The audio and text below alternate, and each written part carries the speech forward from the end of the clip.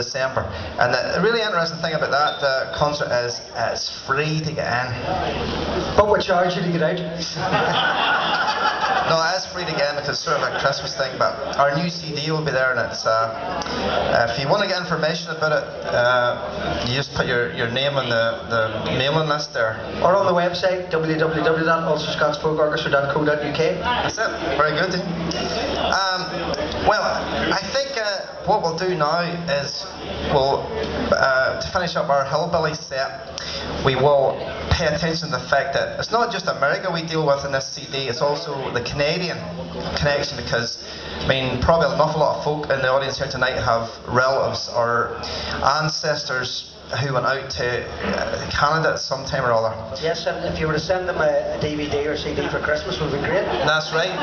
No, well, we've actually sent quite a lot. You turned them down, didn't you, Sam?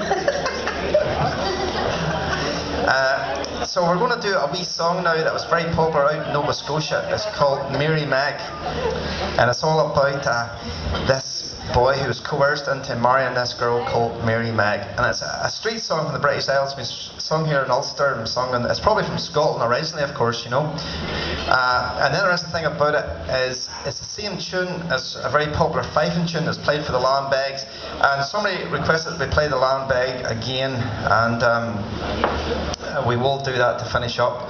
But Sam, somebody asked us there at the interval if we could turn the volume down in the Lambeg a wee bit, because you just turn your... Out in the car park? Alright, okay.